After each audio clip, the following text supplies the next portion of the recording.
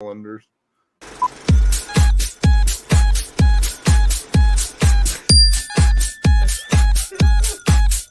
yeah, we're rolling. Hit it! So fucking typical, I don't know what to do. I'm on the Scotch and I'm feeling kind of woo. Think you're scary, but I don't know what to do. Got that you boo, cuckoo, ka-choo. Hey!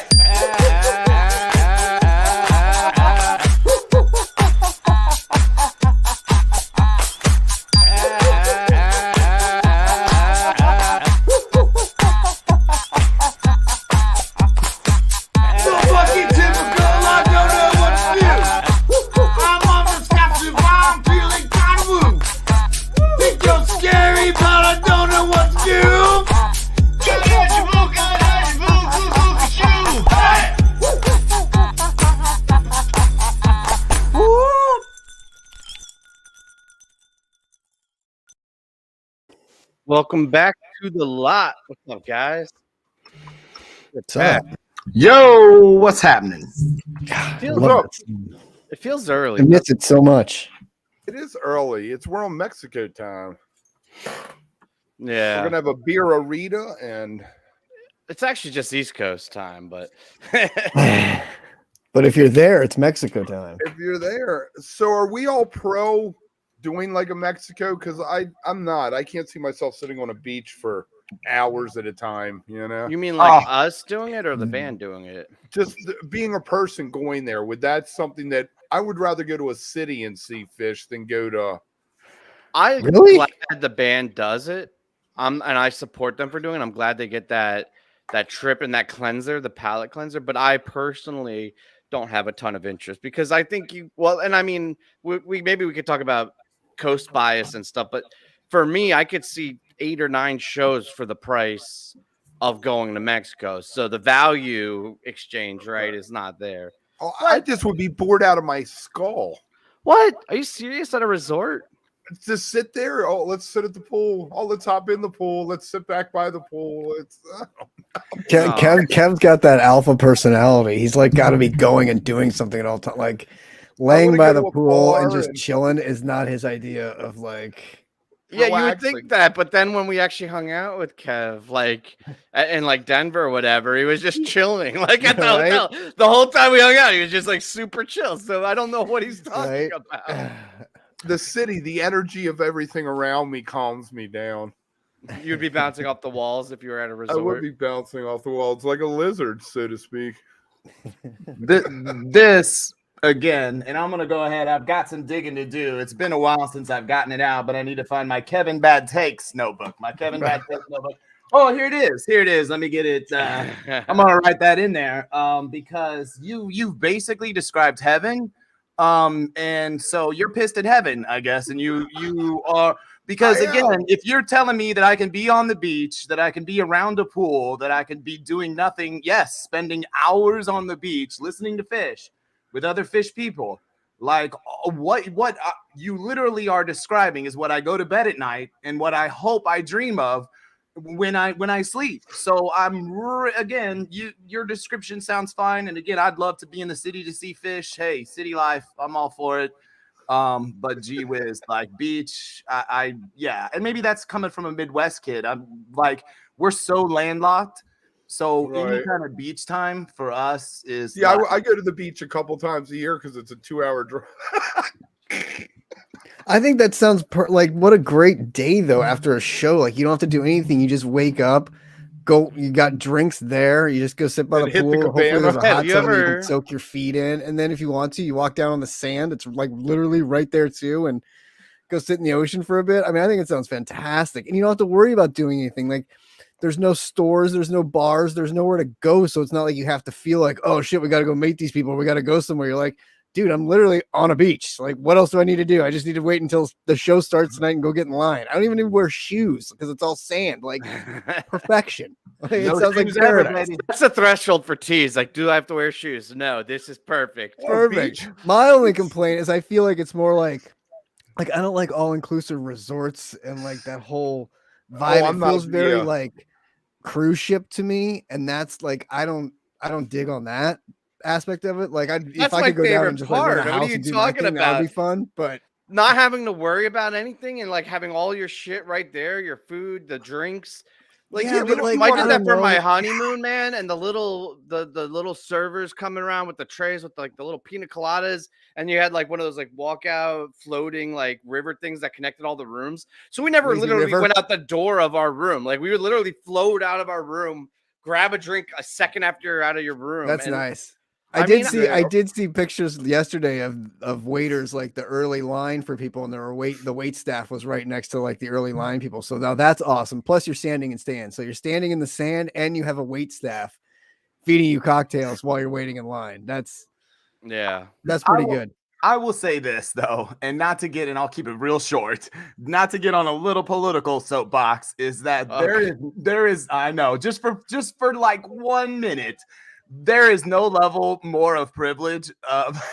There is no level more of privilege, right, than being in the middle of a resort in the midst of poverty, right? And so I just hope that the folks, thank you, the folks in Mexico and all folks, ladies and gentlemen, family time. can do what they can to make it as equitable and decent for everyone, and everyone profits. And that's what we hope to see, you know, because that helps everyone. I think Fish tries to work for that.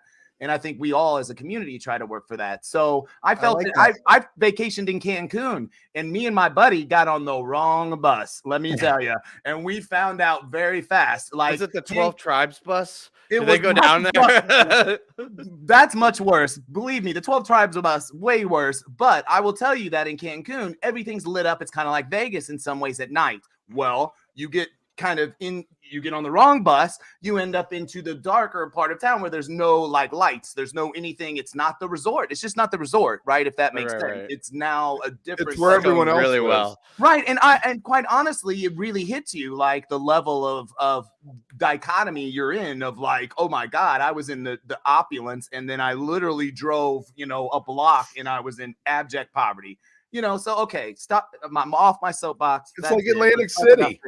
1 minute you're at Caesar, a block away, they're passed out from doing dope on the fucking side of the road. Okay, we should probably jump quick to Fish. But like, Jesus Christ. But speaking of lizards, this isn't new, right, to any place that we go, right? I mean, that's honest. I mean, that's real. What you're saying, Kevin, it's not new to any parts of the country. That is very true to that. There's a part of us that, and so we're blessed. And I think there's also groups that you can get involved with that can help with that. I think Mockingbird does awesome. I think Water Wheel does awesome. Free.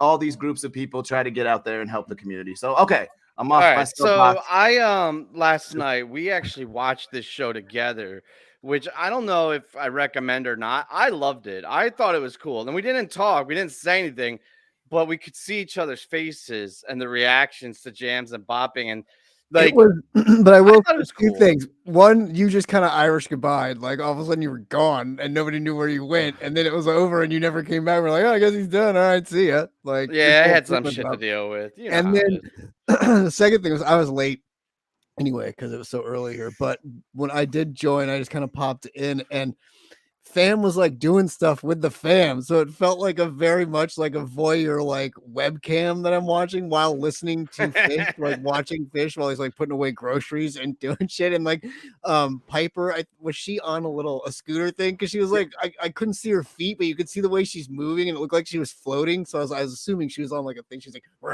hoverboard. Yeah, she did take her hoverboard everywhere. Right. Yeah. So yeah. Funny. I was like, we're getting like a private look into fam's home life. Like, it was so funny. I liked when Evolve came on and everybody had that like look like, oh, and then fam got all excited. You could tell he was like, and then it turns out you thought it was nothing, right? And then the realization and the fuck. It was, and Evolve. I don't hate Evolve. It just reminds me so much of Nothing, and I love Nothing because it's very 2.0 feel to it. I like Evolve. It's goofy. Kev was great. Everybody, it was really fun to watch. That was a really fun way to do it. I agree. And we had a little chat going on to the side. So yeah, that was a really fun experience. A lot of new tunes though. Evolve, Case I Missed You Before, or whatever that one's called. I Never Needed You Like This Before. Yeah. That's still considered new. I feel like they played it like a dozen times in the past year. They do. They play it every 3 or 4 shows now. It's hot. It's a hell of a hot little tune. Well, let's go back to the beginning. So in true Wook fashion, we start in the middle, but the start of the set was something particularly cool. Starting with the lizards is a very neat way to start a show. Now, fam, is this true? Did you fact check it? You were saying before we came on that you thought that was the first time that ever happened.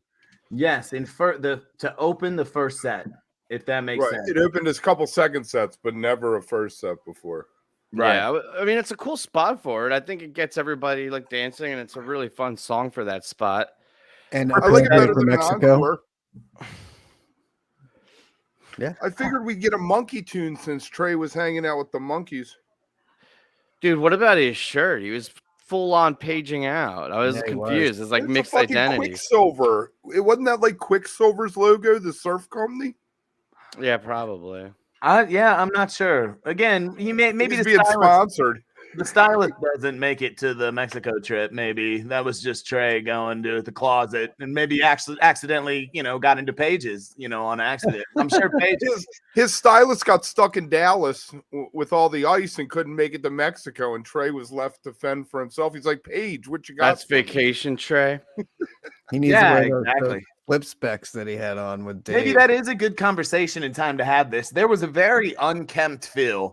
But to all their looks, right? Like Fish is very looking out. Mike needed to get his groom on. Mike needed to get his groom on. What's up with that? He's got a lot of just growth, and I love that though. And I'll just say this: like the funny thing, kind of as a kind of dichotomy to other things and other times where we've gone, ooh, they don't look too good. Like them not looking that. Or them looking that way last night was like a positive thing to me. It was just like such a laid back, like I'm on vacation.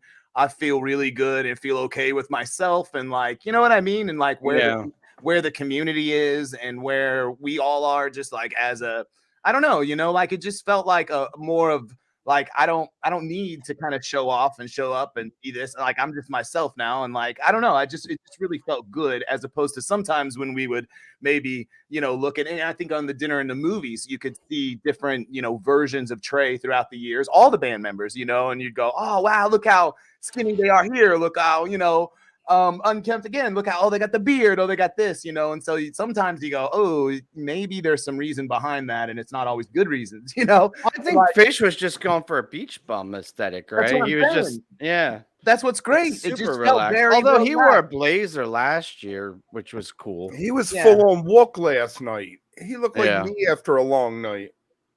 He looks like you all the time, man. What the fuck are you talking about? A long night. Kevin's life is one long night. I mean, let's just say that. Like, that's a good way of, kind of summing it up. Going strong since '88. So what else happened last night? We got a cool Peaches. Well, I thought it was pretty good, but Kev was all... What was your take on that? I think Trey butchered it a little. I don't think that he's been practicing. That's one of those songs you have to practice, like Glide or something that has an intricate line, The guitar line needs precision. I love that. No, I don't know. I love that song so much. I was so happy to hear it back in rotation. I mean, it was out since, I guess the Baker's Dozen or right before the Baker's Dozen. It's been years, so I was happy to see it back in rotation. I mean, it's It's only been 2 or 3 times since the 90s. I mean, since the mid 90s, maybe even. They don't do it much at all. Which is so crazy because I've seen it like 2 or 3 times. I feel like whenever people say that, I was like, I don't know. I mean, Frank probably sends them a threatening letter. The estate of Frank Zappa. They're like, fuck you, dude. That is honestly, he is one. Zappa's an interesting character. I don't think he ever loved covers of him. Yeah, nor as the family got involved, they ever loved not at least making $1 off of whatever cover might be happening. So there's always that talk of like why Baker's exactly, and there's always that talk of why they didn't play it was that I've always heard that it was that kind of like if we put this out and we're making any money off of it. That's why they didn't do Joe's Garage apparently, and they did the White Album because they couldn't afford to pay. Exactly. I feel like Joe's Garage wouldn't fly now, though. I feel like they missed their opportunity to do that. Oh, definitely not. You can't do that. Catholic girls and it's gone. Wet T-shirt contest. So then we had I Never Needed You Like This Before, which Doesn't work for me in that spot. It's one of those songs I think if it's placed properly in the right show, I dig it, but more times than not, it's kind of falls flat. And I'm gonna kind of go fast because I want to get into this tweezer, but we had a funky bitch, which was fun, into what was probably the standout jam. Maybe not, but of the set. I was gonna say the first set, but really just of the set in general was the tweezer into Piper, which I thought was pretty good. We got some new samples in. They took it for a little walk there. It was 20 minutes, about something like that. Yeah, it was right at 20 minutes. It was almost exactly like 2021 or maybe a little under 21. The Piper felt truncated. Like looked like it was going to open up, and then they were like, "We're out of here." And then they were like Soul Planet, and I literally was just like, "What the fuck?" And by the time I could even say it out loud, they truncated Soul Planet. So I was like, "Okay, they agree." Like Trey's like, "Oh, I fucked that one up. Let's move on to the next." Well, and again, it's the shortest Soul Planet that we know of. I mean, there may be another one in there. It was like what is Pluto? Is that like a miniature planet, or what do they call that? It's a dwarf planet. A dwarf planet. Dwarf planet, yeah. That was a dwarf Soul Planet. Yes. Yeah, and again, I'm still convinced that they don't know how to end the song, and so that's why it either gets rip-corded really fast and goes into some other jam, or it goes for like 45 minutes because they just kind of play around and are like, "He's gonna go." How do we end this? They should retire it because they're never going to top Shoreline. So they should just retire it out of respect. I don't think Shoreline was that unreachable, but they should retire it probably. And for other reasons. We can say it's for Shoreline. They should have retired it after New Year's when they had the boat. Right. Hey, I think Amanda's backstage, but she turned her camera off. So she's listening. Just let me know when you're ready to go. Oh, we're good. Okay. Awesome. All right. So I guess let's bring our guest on and we'll keep this conversation going right into it. Awesome. Hey, how you doing? I'm doing great. Good to Welcome to the lot. Thank you. It's very nice to be here. Yeah, no, it's awesome. So we kind of, I guess, we're all introduced to you through your interview with Kev, the great Went here. What was that? That was like a couple weeks ago on your radio show. So I guess let's start there so everybody can kind of set the setting of who you are and what you've been doing and what your show is, and then we can get back into the last night and some fish.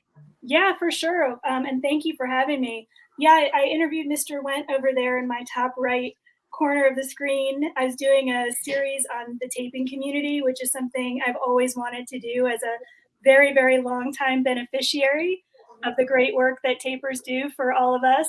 And I have the show. It's on Homegrown Radio. It's a weekly thing. It's very thematic. It definitely touches on the jam scene a lot, but not just that. Tons of international music, lots of funk.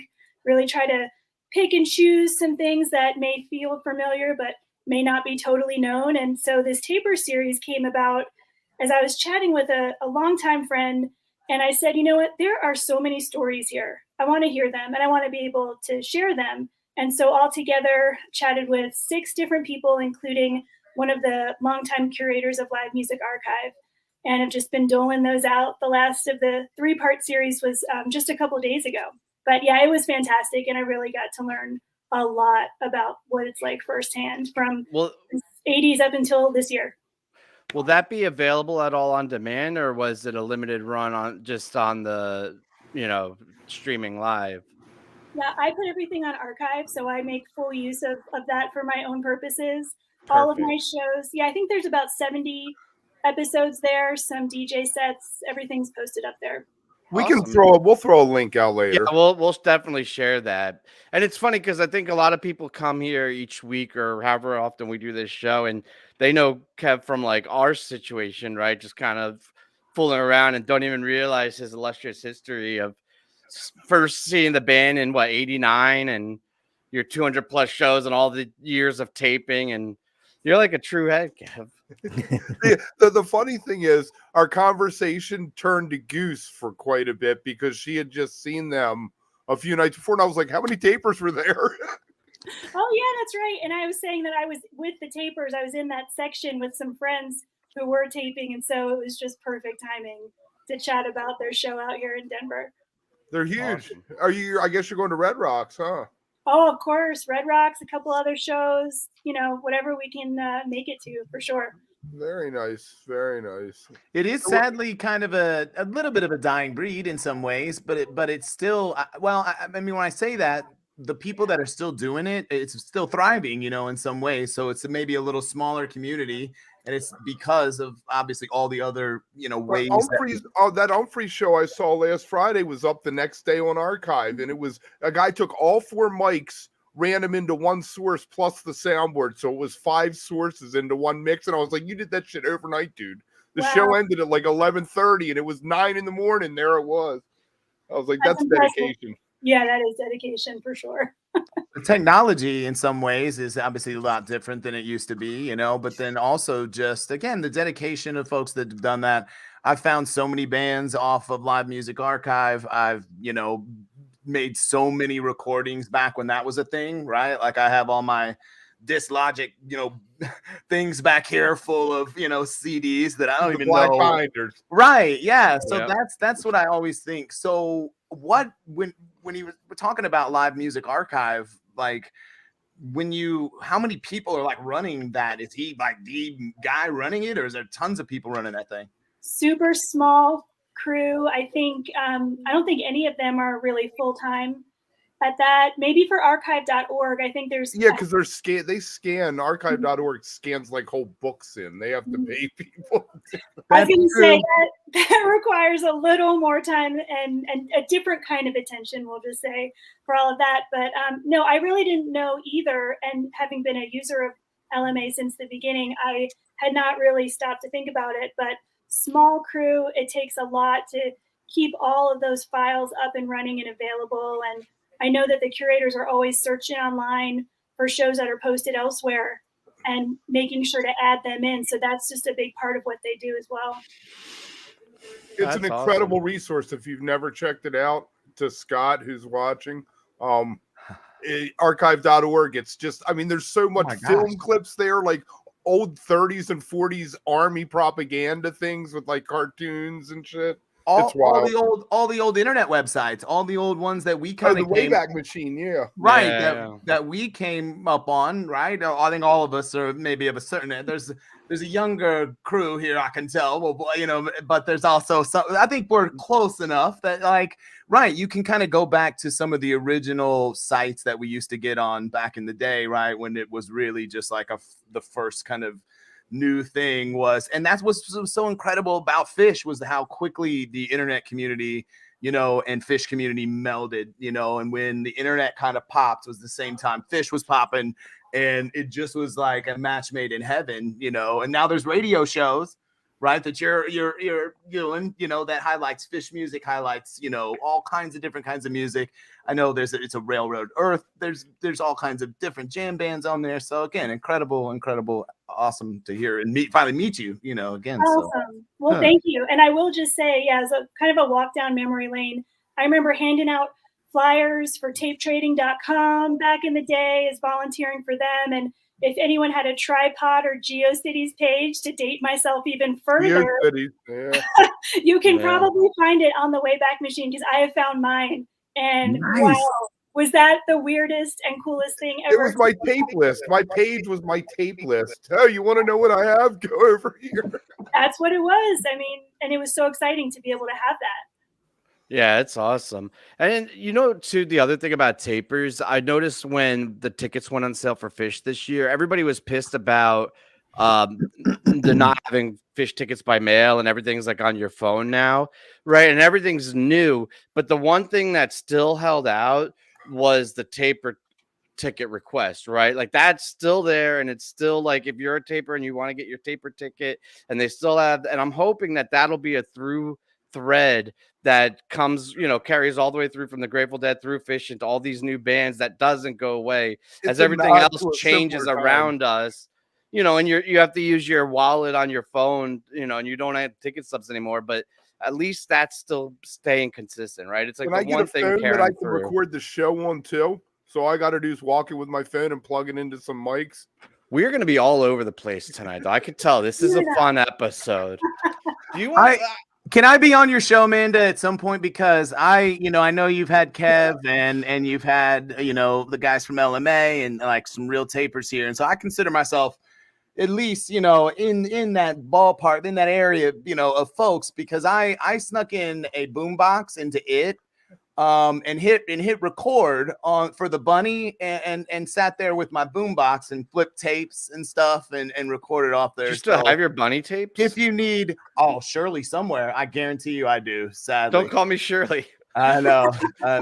But yeah, no. So just if you need a slot at some point, if you're needing somebody to talk to, I'll gladly. I'm available. You're available. Okay. Well, I mean, I'm gonna just say that the purpose of the show in the first place was to chat with people who are all surrounding the actual musicians, because no offense to them, obviously that's why we're here, but there are so many people that make the scene that don't often get a lot of airtime or play, and they've got the tales, they've got the stories, whether it's, crew, folks who are working in production, you name it, right? That's who I want to talk to. And so, yeah, I mean, that's definitely what it's all about. Have you given thought to what your next project or series might be? You said that you just wrapped this up. I don't want to put you on the spot, but I'm curious from like a creator standpoint and from like somebody who's in the content world, like what you're still interested in exploring or what your next thing is going to be. Yeah, totally. So when I don't have guests, I tend to kind of virtually travel around the world. I've done a lot of different shows based in certain geographic areas where I'm just digging for rare, fun stuff that all kind of, again, it either sounds like what we're used to because so many of the bands in our scene are drawing from international influences. So trying to pick that out, whether it's kind of vintage or modern, a mix. So I kind of just bought my way around and always will have that. But I actually just interviewed my 9-year-old son the other night. He is a huge Goose fan, not to keep bringing that up, but I will just mention. Is your son named Ryan? No. And he likes American Woman, so we're good. Yes. Was on Twitter the other night for that. Yeah. So he can talk pretty articulately about the songs he likes and the covers. So I said, whatever, let's do this and let's record it. And it made me think there could be a really fun series just in that. Yeah. Oh my gosh. And it was really, really awesome. On Instagram, I will just mention also, this is a little plug, I started S&M Fridays, and don't get like all weirded out. It's Stuff and Memories Fridays. So, if you're watching back here, I've got all these things and just closets full of stuff that I grab something random every Friday and in a 1-minute video just talk about it. Nice. That's a great idea. A quick little content shootout. You should interview my 15-year-old. She knows more about grunge music than anybody in the world. I mean, she blows my mind with what she knows. Oh, I don't doubt it. Well, think of ourselves. Look it up like a sponge. When let's face it, when you're not working, paying bills, I mean, your brain just has so much room for all. Give her a record player and a record collection, and yeah, and I mean, those of us everyone here that was experiencing grunge for the first time didn't have the instant access to all of the information that they do now. Like, you know what I mean? Like, you want to go down the rabbit hole with that, it's like you can really get it pretty quick now. Yeah, if you knew Elliott Smith back in the 90s, you were like really onto something. Oh, I had that problem being in the Midwest, right? Like I would always Midwest, man. Right. Well, around you. Everything is like a year behind everyone else. So, right, I'd get to talking to people from other places or whatever it was, or even really the cool kids, to be quite honest. Radiohead, dude. You never heard of Radiohead, man? Right. Yeah. He'd be like, oh, this guy's all of a sudden into alternative rock now. This guy, and I'd be like, I like Smashing Pumpkins. What's wrong? And I go, no. This was like 5 years ago, by the way. Yeah. Exactly. Just to put things in context. Yes, 100%. It's traumatizing, totally. But yeah, you don't remember that at all. I can tell. You're right. Yes, it's not seared into my memory. Did you know Fan was from the Midwest?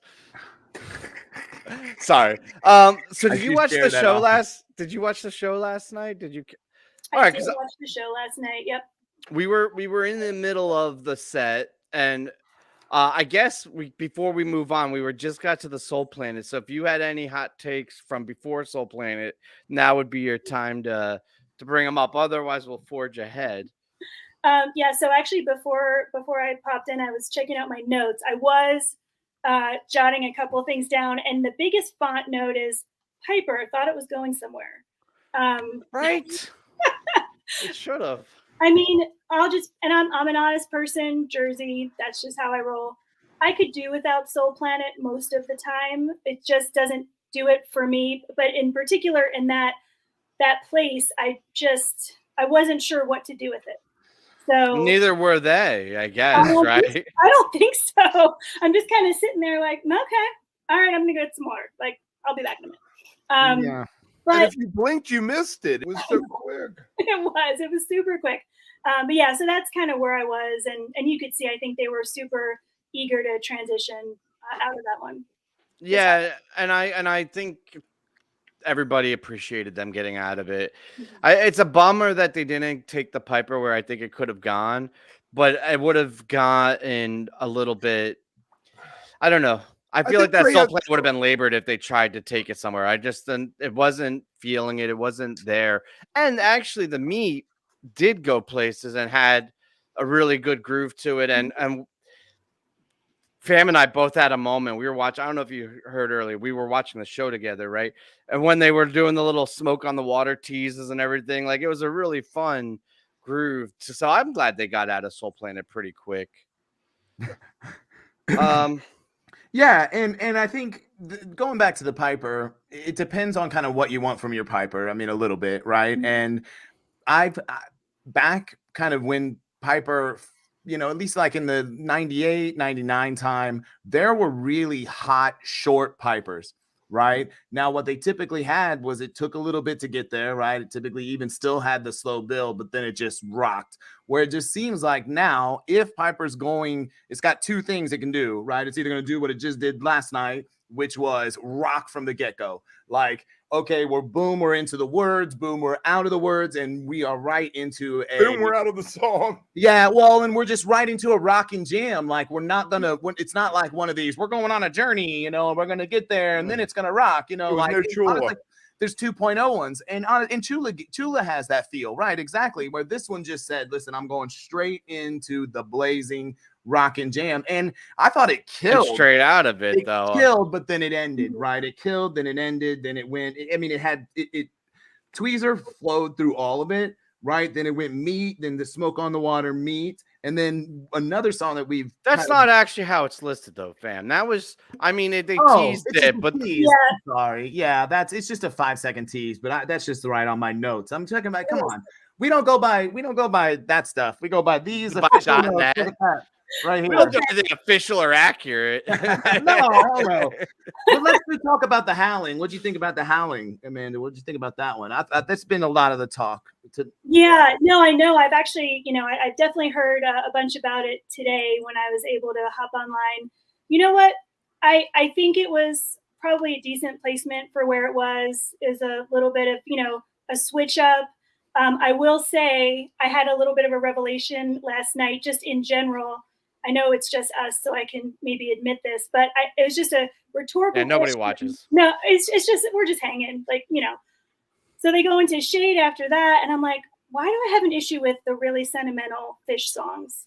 And like, I don't want to be that person. I want to love all the nice ones, even like Sigma Oasis or whatever. It's just like, what is wrong with me here? And I just think, for me, what I was looking for was a certain kind of energy. And it was there in pieces. And you know what? Like, I'm not one to complain about it, but there were just points where my energy from the couch was up here and then, came down a little bit. I'm going to go out on a limb here and guess. I'm only speculating. This is the first time we're meeting, but I'm going to say the reason you didn't like it is because it's not that good. Honestly, like. You said it, man. There are, and we'll get to the encore and somebody who I think does that a little better, but I don't know that Trey can.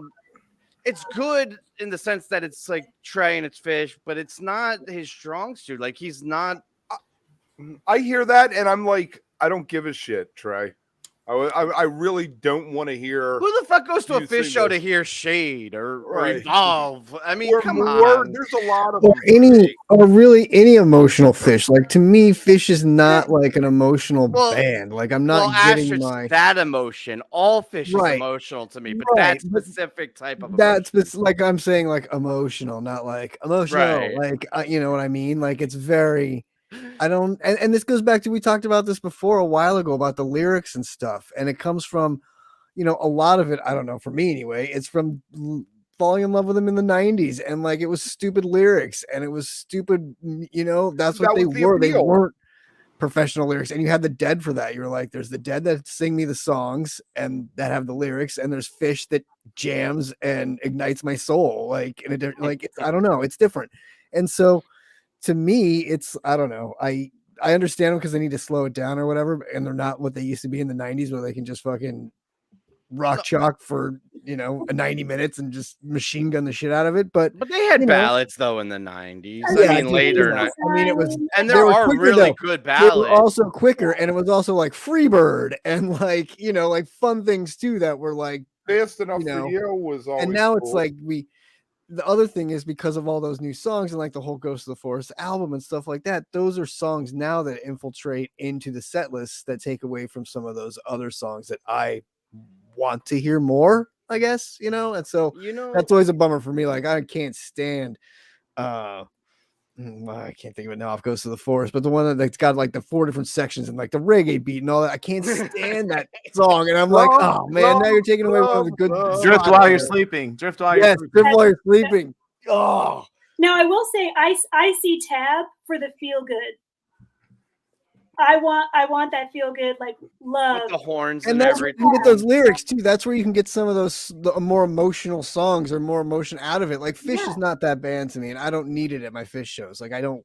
I want to make a distinction though, because I don't think it's the emotion or the slowness or the ballads. I think it's the recent, like last 10-year ballads, and I think maybe part of it is because of who he is as a writer and as a person.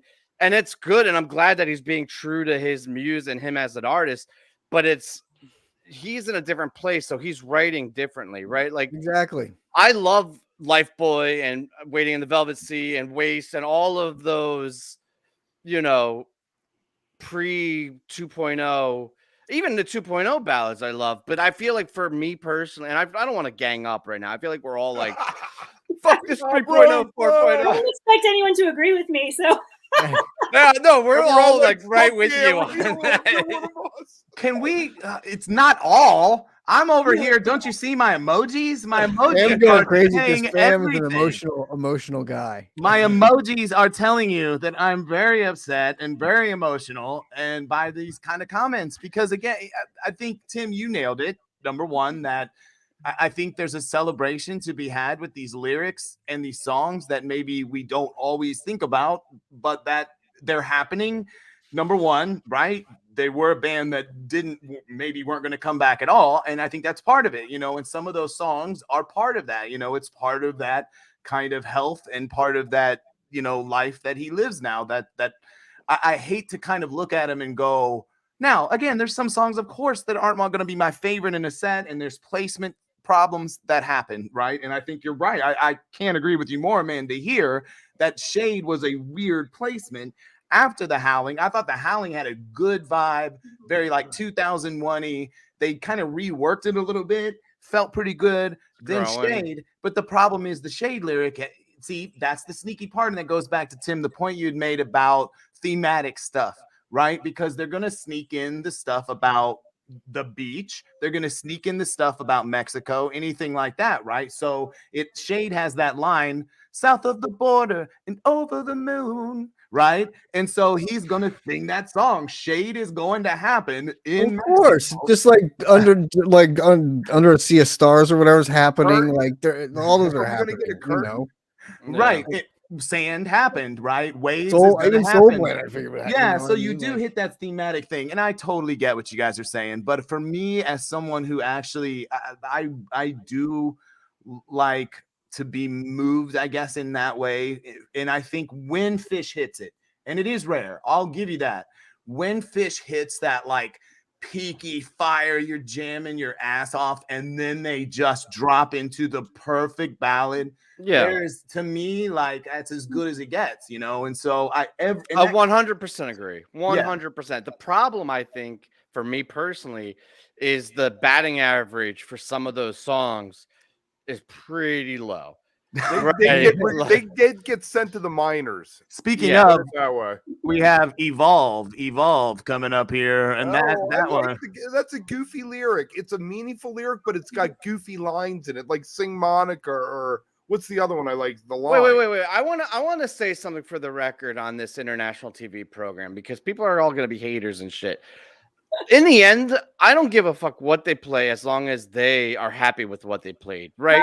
Because that's the bottom line, is as long as they're still driven and coming out and booking more shows and digging what they're doing, I'm happy. So, like, we are nitpicking here, and I welcome that. I'm not going to tell us not to nitpick, because that's the whole point of our show, right? Like, if you don't like it, I'm sorry. But we're all, right, I want to make it clear, like, whatever the fuck they want to do is what they should do, I think. All right, let's go back to Evolve, this dumpster fire of a ballad. Is it a ballad? I think it's a mid-tempo kind of thing. It's the not nothing. It should have been nothing. Maybe that's the question, maybe that's what they don't do well, is the mid-tempo songs. Like, honestly, ballads, they've got some really solid, you know, pretty great ballads. It's this next kind of speed of song, like Evolve, you know, that really is where, like, those are hard songs to get through sometimes. And there were a lot of those, probably, honestly, too, that were in like 2.0. A song that I love that's like that is a song like Spread It Round, that very much is in that, like, just mid-tempo and never really gets any place. And you have to have, and that's the thing that I don't know, they don't have, to me, that kind of band that they can really nail those songs at times, you know. But then you get Tube, so they went ahead and said, okay, we've shaded you, we've evolved you, we'll throw you a bone here, you know. And it was a fire too. Did Tube jam? Good jam. Yeah. I mean, it's 9 minutes again, so there's always like a threshold of time. See, that's the question, right? Like, is it a jam? A little tweezer in it. They did a little tweezer. I thought they were going to go back into tweezer at one point. Yep. Well, I mean, they were kind of throughout weaving that in a couple different places, which was nice. I like that. I'm a fan of the tweezer sets, definitely. I'm a homer for it, but, you know, I admit it. So that's the first step, is what I've heard. Just say it out loud and own it. Exactly. That's what we do here, actually. It's a form of therapy in some ways, as well as it is an international TV show. So we'll just get it all session. Live therapy on Wook Plus. Right. We'll be taking calls. We'll be taking calls here in a little bit, trying to help other people with their problems, because you definitely want to talk to us about how to fix. We look at this crew. Parenting advice. Exactly. So yeah, I guess you brought us to Tube. I just want to close out this set. I don't think. Can I say something about Tube? Yeah, why not, Kev? Okay. I don't think Trey fucks anymore with the rock and roll part. He doesn't nail it like he, you know, it used to go back into that. I don't know what happened. He doesn't have the fire for that. I don't know. That Tube? No, the part where they go, when they do the little rockabilly section or whatever. Yeah, the wit. I realized that nobody else calls it this. This is an inside thing, but my buddies and I call that the width. So, you know, like Curtin has the width, but like the tag at the end of the song where it modulates tempo and feel, like I called, whenever they do that, it's like a width to that song. But it used to be dirty. He used to have an effect on his guitar when he did it. And now he plays it clean, and it just doesn't have that punch you in the gut kind of thing, you know? I hate clean Trey. Is that the symptom? Are you seeing that in other places, or do you feel it most strongly there? No, punch you in the eye usually revs it up, and he gives you that crunchy nastiness, you know?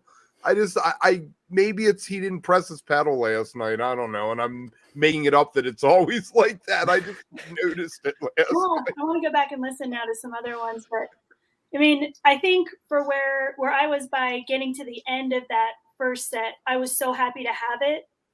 Like, just super grateful for it. But I totally get what you're saying too. And kind of wondering, all right, well, we got to be coming to the end of this set. It's one, set tonight. Where are they going to go? How are they going to finish it up?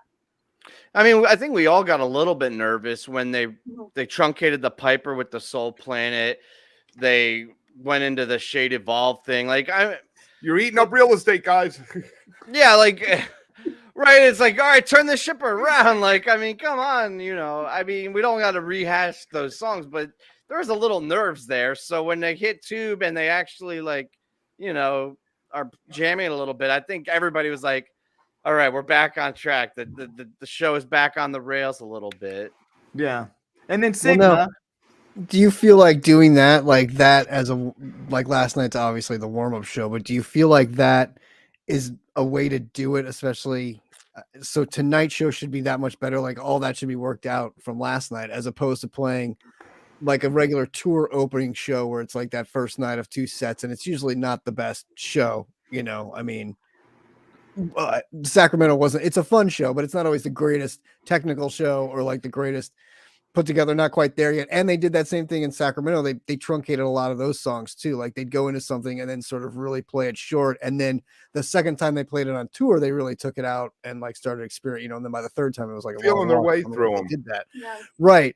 But last night I kind of had that feel of that opening night, obviously, because it was that first thing. And since it was only one set, which to me is like such a tease, but I guess it works for the band because it's that nice warm up. Like you get to kind of come out and loosen up and get ready for the weekend. I feel like for the fans, it's a little harder because you can't really judge your partying and your rage factor because you're there and you're ready to go, right? It's like basically like night zero. You're like, let's do like I'm here in town, and there's a show. How do like I got to rage for the show? What do I do? And then like you're already set back, as opposed to like if you did that one set like on Monday night, perhaps, and like left everybody after the Sunday show and you just need like a come down show anyway, and you only need one set of music, and it's like, what do you think Monday better, show, a rev up? guys.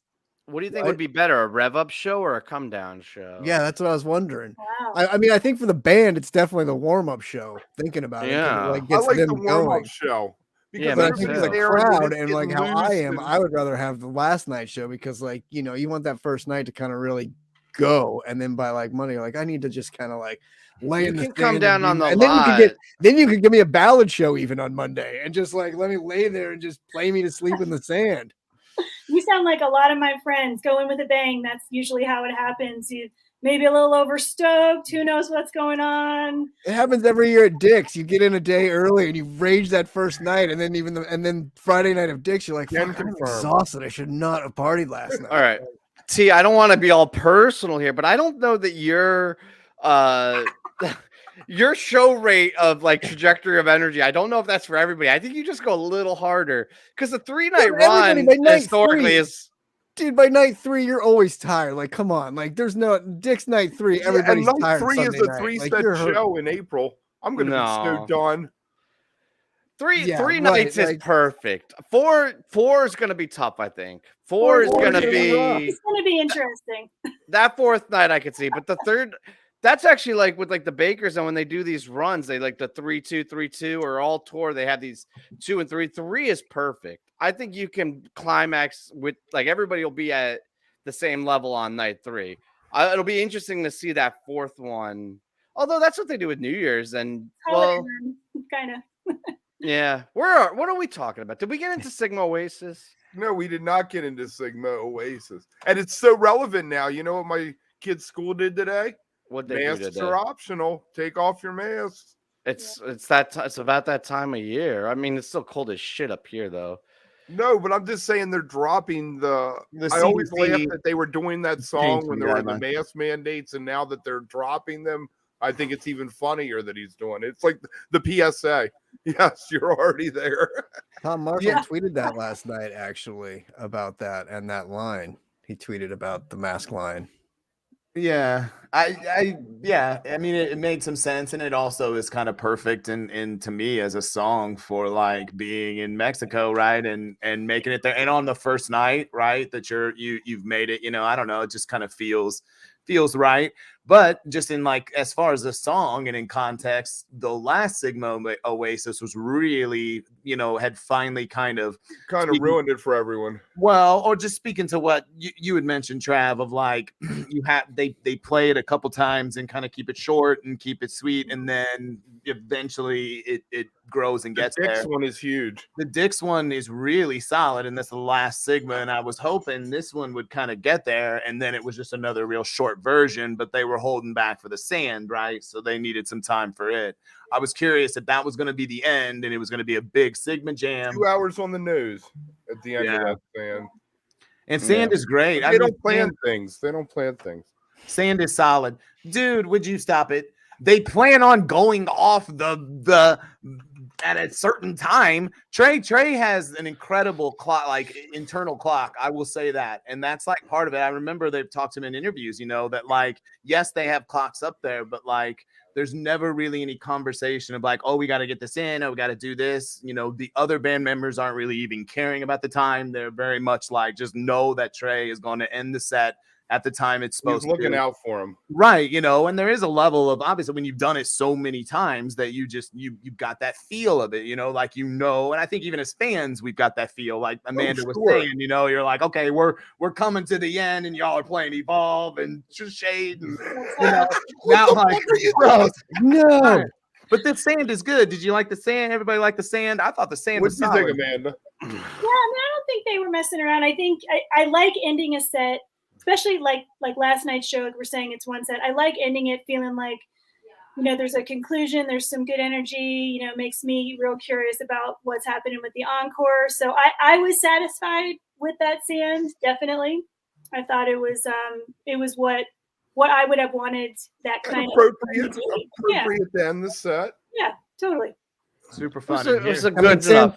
Sand's one of those songs that's always good. I mean, sometimes it gets to another level, but it's always gonna, it always gives you something. Yeah, I'm never mad at Sand. Right, sure. Exactly. And sometimes it just gets to another level where you're like, damn, no, that was a great Sand. But yeah. I don't know if I've ever heard a bad Sand though. That's what I'm saying. Yeah, that's what I mean. Like it never disappoints you really. I think of it as their rave song. Because it's like the bass line's like over and over and over and over. Wait, I need to ask T a question. Do we dig into this or do we move on? Should we try to figure out what Kev's talking about, or do we just go right to the encore? Oh man, I want to know because I don't understand what he even said. Like when you go to a club and they have like techno music on, and it's just that repetitive bass over and over. That's what I think of with Mike playing the bass and Sand, just the same notes over and over and over and over. And that's a Grave song, huh? I don't have an issue. No, but why'd you call it what you called it? A grave? A rave? Like a rave. Rave. Oh, you thought I said something else? We thought you said we grave. all thought you said something else. I said like put them in the grave, like they're dead. And I was like, what is a grave? Like Mike, it's that Texas accent coming out. It has the line about the gun in it, It's totally that Texas accent. Couldn't hear it. Yeah, no, that's a great point. And if we want to have a talk about Sand, I mean, Tony Marcalis, right? Like Tony was the ultimate like metronome bass player, and Sand was like the perfect example of it, where Tony would literally play that line, and there were tab versions that would go 35 minutes, or even 20 minutes. Tony would play that thing the entire time. Where Mike, I will say, to me, Mike, the difference between Mike and Tony's version is that it's a little less metronome-y, a little less ravey. He does try to kind of throw in some notes and some fills here and there that does kind of change it up. But I don't think Mike can sit in the pocket the way Tony does at all, which is fine. Like Mike does all sorts of awesome shit, and like he is a quarter of the reason they can't play the meters, though. They could never do a meters cover because Mike couldn't do George Porter Jr. But Tony's pocket was like no other pocket, and it actually doesn't feel ravey when Tony's doing it. It feels, and there's a slight being ahead of the beat or being right on it, and like when it's funny, I didn't even think about it until you said it, but you're right. A tab version of it isn't with Tony. Was entirely different. I actually don't know. I haven't heard Des play it. I don't know if he's more Tony or more Mike. He's more Tony. He's more Tony. I saw it at the Anthem. He's definitely more Tony. I But think we it's an need entirely like a different meter. feel. Which end of the spectrum? This is making me really think here. Like I want to kind of think of some other basis, and where do they fall? Because you're totally right. And I recently had joined it was a Instagram live with a couple folks from Lettuce and some other things, and I was just watching, but they were talking specifically about covering meter songs and what you need to be able to do that, and like the standard. And so just interesting that you mentioned that, because that was a solid 10 minutes on All right, so let's that.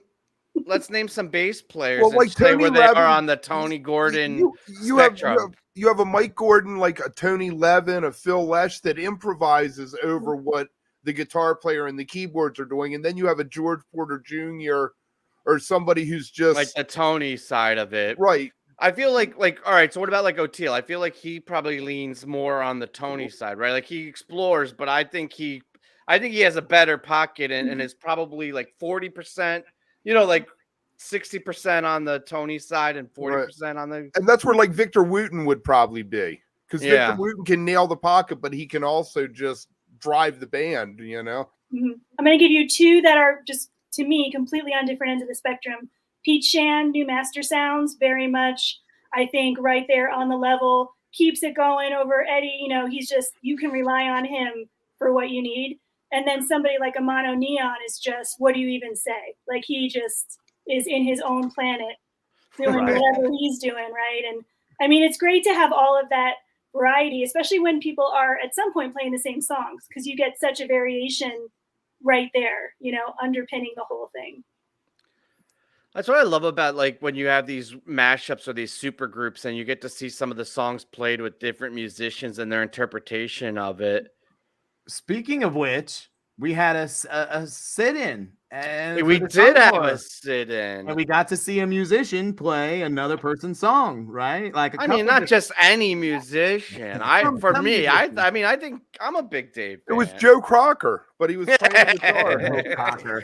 This Joe Cocker comparison is nonsense. Although both Joe Cocker is phenomenal. It's not a terrible. You can't be faces. Dave looks like he's going to come any minute when he's. I think if Dave didn't have the guitar, and just had the mic, he might do a little more of the Dave. Yeah, a little bit more Joe Cocker. I mean, that's fair. That's fair.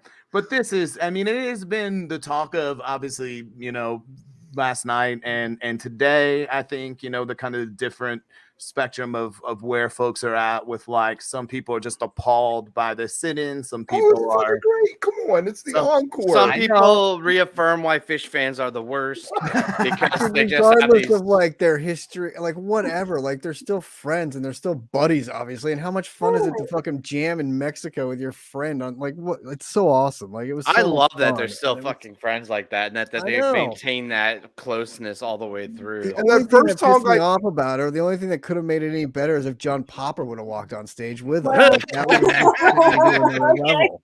I mean, maybe I mean, are you a Dave fan, or where do you fall on this? I feel like we need to get that before we can go any further, because I don't want to, bash Dave or praise Dave and then have you be like, oh, actually, I fucking hate that guy.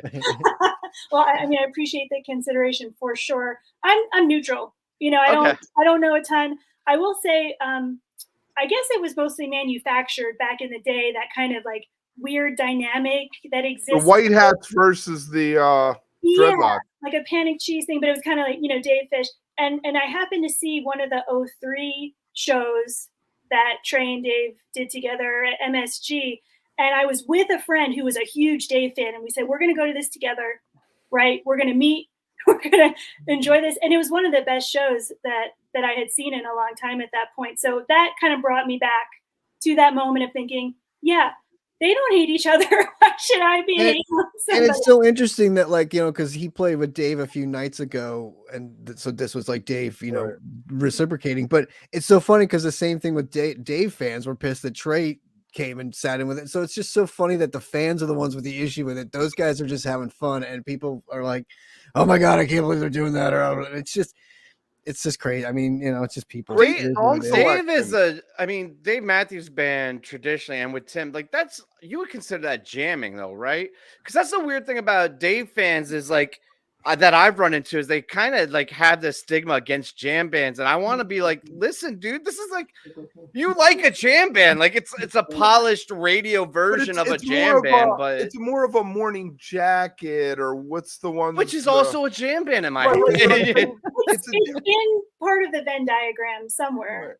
Right. Or something that's it's different than an Humphreys McGee. You can lump them as both jam bands, but they're completely different beasts when it comes down to I feel like Dave fans, unlike other bands, have like this weird stigma against jam bands, and like they're almost like afraid to admit I'm better than that. Right, like, we're not one of them, right? I'm not over there with the Wooks. With the hacky sacks and the dreadlocks. I got Right. my on and I go to the fraternity house. Yeah. Yes, but there is also, I mean, to be the devil's advocate here, there is absolutely the exact same vitriol and the same stereotypes and the same things that go towards Dave Matthews Band fans. I saw about 15 different posts, the exact same post about white hats, right? White, everybody, it's all college. The white hats thing is funny. It's all frat boys that, Yeah. right, college, and I just don't think that that's fair, and so I think it goes. The songs were great. I never heard that first song before last night. I guess it's So a damn great lucky. song. But that's the problem, Kev. He's definitely earned his cred. He's been around forever. I mean, the first time I really saw him, he opened for the Dead in '95 in Vegas. Those shows, and nobody had a problem. None of the Deadheads had a problem with Dave opening that. I mean, we had trash. Just shitty ass Fish fans being shitty ass. I know, and everybody was like, I mean, like I have pictures of Carter Beauford sitting in Mickey's chair during drum space, playing Mickey's drums with Mickey behind him and Billy next to him. I thought it was Buford, but he is infinitely better drummer than Mickey and Bill too. To be honest, like he's probably Fishman. He's like on level with Fish. Honestly. He's amazing, and I mean that's another thing about the Dave band. Like they have had phenomenal musicians. Bass players. Absolutely. We were just talking about bass players. Stefan Lassard was like playing in Dave Matthews when he was like 14 or 15. Like he was so good that they were like, "Holy shit!" Where is he on the spectrum? What? No. I'm like, what? People are gonna forget the conversation about the Mike Tony spectrum. No, and I'm back. I remember now. But no, I think he's more Mike than more Mike and Tony. Yeah. Absolutely. And to me, that's the thing. And it went both ways. And to your point, Kevin, the why I was so excited, and these guys maybe can speak to that, like when they started playing So Damn Lucky, I just lost it because that's the one. Yeah, that was a cool tune. And that's great lyrics. For me, that album is basically it was a Dave Matthews solo album, but it's Dave and Friends, and it's Trey Anastasio on the entire album. That's his band. So Damn Lucky is not some sort of like Trey song or Dave song that Trey is playing on. That is a Trey Anastasio song that he wrote, brought to life with Dave. So and that band was phenomenal. And so I've heard interesting things like because of these two different like sit-ins and whatnot, that's why there's that fall gap, that there may be a return of Dave and Friends, which will absolutely piss off everybody. Both everybody. Which I hope happens so freaking much. I hope so. I'm gonna do a Dave and Friends bracket if they do that shit. That's what I'm saying. Well, but we can get back to the So Damn like the actual version is phenomenal. Sorry, go ahead, Tim. Oh no, I don't know. I don't know why I cut in there. We flipped the switch, but I wanted to just give a personal story with Dave. So I'm a little younger than you guys. I graduated from Virginia Tech, and I was there. Like I was enrolled during the shooting, the massacre that happened there, right? The 416. And what changed my opinion, before that point, I was not a Dave fan. And I actually had those same feelings, like all the stereotypes. But he came down there and did a benefit concert for free for all of us students that were in that situation and filled the stadium. Just like the entire football stadium, pretty much the entire student body was there for it. And didn't get paid for it and just played his fucking heart out. So I knew that second that for me at least is like, this is a good guy. And it changed.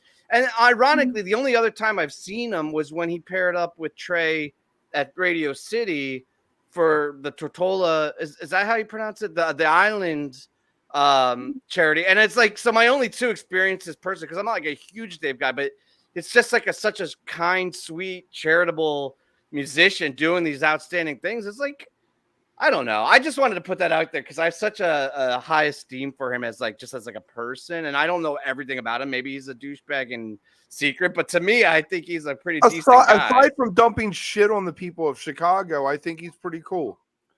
Well, I mean, they might have deserved but yes, they had an RV situation, but that wasn't like Dave Matthews himself hitting the button. Like, that's what's so funny.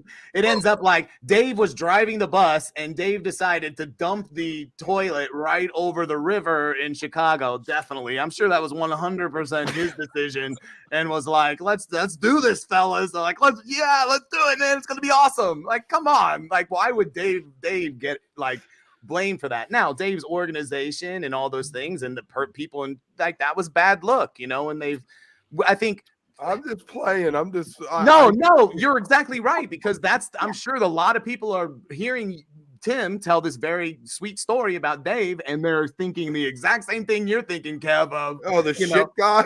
But he shit in the river.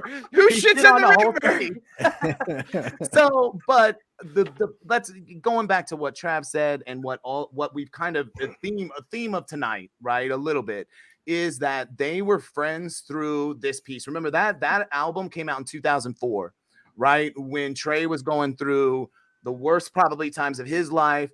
Dave was, I don't think we probably know, we're not huge Dave fans, right? So we don't realize like probably what Dave was, I think, going through some things, right? And so they really like to see them kind of, again, having fun, being healthy, is so incredible. And that's what I got the vibe about it. And then to play the Maker, which I know you wanted to talk about, Kev, because it's not only a big song. Dave song, it's a Jerry song. There's a lot of history to the Maker. So it's fantastic. I was saying that I wish that it would be in the rotation, either Paige and Trey trading the vocals, or give one of the verses. There's 4 verses, one to each person in the band, and let them do a wait kind of thing where they sing it around and then all sing the chorus together to close. Absolutely. And it's Daniel Lanois, who people not a whole lot of folks know that. They either associate it with Dave or they associate it with Jerry, Jerry Band. But it's a Daniel Lanois song who's incredible. He wrote it during the sessions with Dylan for Oh Mercy. Yeah. And it came out later that year. Yeah. You might have heard of Bob Dylan, decent songwriter. So if Daniel Lanois is writing, if you're writing with Bob, that's how you write a ballad. That's how you write a meaningful song. Those lyrics will make you fucking cry. I was just gonna say it's no Trey Tom Marshall partnership. Well, no, of course not. What is though, really? Right. Exactly. That's a unique situation. 100%. Once in a lifetime. And then maybe we can wrap it up. What do we got? Tweezer Reprise. We got to talk about the Twee Prize before we. Dude, it's so silly. I love that. Like I just was tooting Dave's horn, and I'm super happy for the sit-in, and like, all right, serious dumbass Fish fans with your takes, but it is kind of silly for that song, like for reprise with just like dancing with this acoustic guitar, like campfire, like edge off. It took some of the edge off. It was the tamest reprise I've ever heard, for sure. Well, that's what's so weird about it. Like I was saying to you guys last night, is man, they just got it out of the way night one, and kind of the practice set, and like you're done with Tweezer for the weekend, and you're like, like they could have at least just held back Reprise for a night or two, or like opened one of the shows with it, or waited till Sunday to bust it out again. But I always hate when that happens, like when it's a long weekend and they just get it out of the way right away, and you're like, oh man. Bummer. I mean, I guess the novelty of it was having Dave play with him, but again, to your point, Tim, it wasn't exactly like they knocked it out of the park, or like it was that great of a. I mean, it was fun watching them dance together up there and whatever, but even that was off. Like Dave dances, like Kev said, Dave dance is so weird, and Trey dance is so weird that it was just like two weirdos dancing on stage. I couldn't get on like the right. It was like being. I would have preferred. I just thought of this, but I would have preferred they brought Dave out in the middle of the set, let Dave sing Shade and Evolve with his voice, then done So Damn Lucky in the Maker, then go back into Tube and Sand, and come And then back for give the you, like, a few encore and songs just real- do the yeah. reprise with just Fish. Having Dave on stage for reprise made no sense. I loved having Dave there, but they could have rearranged the same exact set and it would have been so much better of a show. That's fair. I was kind of wondering, like, maybe they hadn't talked quite about the very last moments or something. Like, I don't know. It was entertaining for sure. I mean, it's in the something key that of C. yeah. It's like, Right. who is that? A Pantera song? It's like, you ever hear that Yeah, Pantera it's a song? Pantera Just song. play that. Yeah, exactly. Dave seems like a big Pantera guy, definitely. I'm sure. But it was cute. I mean, like, I hate to be so cheesy, but like, it's just it's fun. it's completely adorable. Oh my gosh! And fun. like, what you're exactly right, Trav. There's a level of what you can imagine. I just imagine their daughters, right? And I'm not 100% sure, like Dave, if he has a daughter or not, but we know Trey does. But like, Hey, You had me going there. you said that so good. It's like I think of their daughters, which I'm 90% sure are real. I know Trey's. We know Trey has daughters. Come on, like there's songs about Trey's daughters. If Dave has daughters, I'd love to think about Trey and Dave's daughters hanging out. Oh my gosh. Why you're making this way more creepier than it was supposed to be. The last 20 minutes of the lot is always the craziest. It's all downhill from there. But no, but I think of them as like the ultimate dads in that moment, right? And like I think of their kids just cringing and like can't believe how dorky and silly and like, Dad, please stop what you're doing up there type moments. You know what I mean? Like that's just what I see that as, and it's just so adorable because they're just feeling it. And you're exactly right. Like Dave. That wasn't the full. That was Father Chris. Father Chris coming correct. Although with that kind of statement, I feel like it's just Chris. I feel like when he's like, "Fuck the haters," maybe we shouldn't add the Father Chris. It's just Chris. But I know Father Chris is a Dave guy, so if you know, I Chris, think we all were fairly supportive of Dave tonight. We weren't hating too hard. That's true. Yeah. We were more pro Dave than probably most of the internet today, for sure. And so I'm proud of us for that. And what are you talking about? You're talking about Dave's imaginary daughter. Llama wasn't here. If Llama was here, he would have really been hating on Dave. No, he loves Dave. I'm kidding. Of course, Llama loves Dave. Yeah, he's a Dave guy. Is there anything else we should? All right, keep going, fam. Sorry, no, I just think those are the kind of moments that are super fun and adorable. And let him have his dad moment. There's 4 nights, right? Like, I don't know that anybody, is too bummed. And I also think what we found so much of this year, and we've all known it, but it's just like that much more that important to me this year, like, is the concept of being there. And if you see that one shot of the crowd during Tweet Prize, right? And you see like the energy, they are going off, right? Like they are really killing it. And so part of me is like, that was for the people there. I don't think it always is. It was for Dave's I know about it. Always. It always is. Yeah. I know, but it was just like, even to me, that was a moment that you couldn't possibly emulate, or like make you get that feeling through a TV screen. You had to be in that moment, or through a legally shared stream with your best friend. We would never. We I have no idea what you're talking about. We would never. He has 3 kids, fam: Stella, Grace, and August. There you go. Well, there you go. See, I knew that. I Kev, speaking of Llama, Kev doing the producing duties tonight. Research. We should make Kev the producer. I know. Bam, you should have just stuck with it. You should have just been like their daughters, and none of us would have questioned you. Been confident and let the chat correct you if anything. The chat would have been like, "Oh, fam, he doesn't have any daughters." Then that would have been fine. To learn the Do you know the people that watch our show? Nobody's gonna fucking correct fam. Right. Exactly. You kidding? Nobody's out there on it. Mandy, you seeing any shows this summer? Tonight? What are you calling tonight? Hold on. All right, fine. We'll do that, Kev. I want my You Enjoy Myself tonight. What you got? Who's next? You, fam. Me? Why me? I wasn't ready for it. I don't know. Let's go Waves. I'll do some cheesy ocean song. But I love Waves. Don't get me wrong. We're doing this. We're doing Around the Horn. You had to sneak one in right at the last minute. Yes, Amanda, what you got? So any time of year, especially holidays, but I'll go with it for this one, like a 2001. Give me like the full package, the platinum deal. The platinum 2001. I Yes. like it. Give me all the sides. I'm going platinum. I like it. Come on, you two. I know you both want out of it. Trav, what are you calling? Get it over with. Oh, what am I calling? Man, I don't know. I think I would like to hear a first set AC/DC bag. Nice. Let's get this Open show up on with the it. road. Game Edge song every night to open. Yeah, Yes. yeah. Oh, that's interesting. What you got, Tim? Oh, I don't do this, man. What do you want to hear? You have thank to want to you, hear cool. something. I don't know. I think maybe something with samples, another sample filled like a thrilling, chilling song. Maybe like, were there dog teases last night, or was I That's what just Makita imagining said. A shit?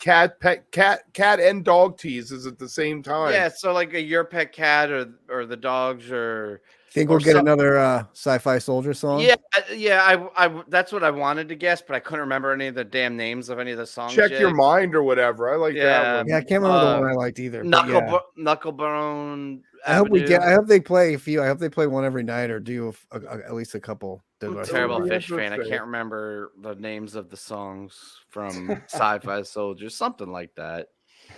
No, I feel like I heard a lot of teases and like they had a vibe of thrilling, chilling, and that's always a really fun interjection, right? It's not necessarily the best jams of the night, but when they throw those in, they You'll just get your best injects a lot chance of is energy Martian- and fun. Your best chance is a Martian Madness, probably. Ooh, shipwrecked and chilling. Shipwrecked. Oh yeah. They did that in Mexico though before in the golden age, which that would be What was nice. the last time they were in Mexico in Good golden 19 when they age. did Spock's brain and it was like really, really rough and it was like it's cool that you did that, but maybe you shouldn't have done that. Yeah, that's right. Yeah, that song's kind of a Some little bit songs rough. they don't play for a reason. Exactly. They stop playing. I go for a nice steam coming off the water. We'll do the extended metaphor, you know, like at the beach at night. Yep. Because that's Their smoke, epitaph. it's smoke on the water, epitaph, smoke on the water, steam, right? Like that's what they were just teasing was that they're eventually it's going to be steam. Yeah, that makes all the sense. I don't know. You don't want to go with me though, because I've participated in so many pick'ems and I always lose. Never. I am like right? down at the bottom. No All my way. thoughts just. Yeah, I don't love that question. I mean, I'm too tired to I was argue with asking you Kevin really what you- now to go around the horn, but it's like the whole speculation game. It's like, all right. I was really asking what you wanted to see more than what you thought they were going to play, I guess. Oh well, I always want to see a fluff head or hear a fluff. So like, Right. just give me that any night, and I'm happy. So I wanted to know if Amanda was planning on seeing any shows this summer. This is more selfish, but what your tour plans look like. Yeah, we got some stuff going on. Well, first, before we even get to that, the Gray Boy All Stars are going to be out here. They're on tour again. Yeah. That's like a first love band for me, right along. Oh, nice. With this, like literally at the same exact moment, kind of found all that going on. So they're going to be here. I think it's the end of April. So super excited about that. Just saw Carl D this past weekend out here, and that's going to hold me over for sure for a little while. Yeah. This summer, so we got a bunch of travel and whatnot, but be at Red Rocks a ton. I haven't really looked at the official schedule yet, but there's always, so much there. Of course, fish sticks, catch those. And we talked about Goose. But I haven't really committed. Like it out here, you have to be careful to overcommit because there's so much, even just locally, the people who live out here. So there's Joey Porter from Motet has a birthday show coming up real soon. So I can think like 2 months out. All right. Love that. Love it. I've just we'll see at Dick's. I mean, they're planning the big party at Dick's. So yeah, well, the entire Wook Plus crew will be out there this year. So hopefully we'll run into you. Yeah. We'll have a set up on lot, shakedown. And what time is your show on? So my show, it's every Wednesday, 9 to 11 Eastern, through TuneIn Radio online. So it's just internet only. Cool. Very nice. Kev, you run our social media account. Make sure we tweet out all these I will. links I will tweet it out. and Yeah. bump all of it and everything. Yeah. Barline shift, right? Yes, That's it, man. Barline That's shift. it. Right there. Very Hit her nice. up. I absolutely just enjoyed 100% your interview with Kev. You somehow made Kev interesting, Right? Hey, which I know. that's Great. that right there. This is a very interesting fella. And witty. He is a witty, yeah, motherfucker. he's very witty. I love this play on music, though, by the way. Have I mentioned that? It's a very cool way to end Very it. cool. We Thanks. could just Good mute seeing it you. and we could Amanda. talk. No, Thank all right. For a minute. This is Hang out awesome. for a minute, Amanda. All right. Enjoy tonight. Thanks, everybody.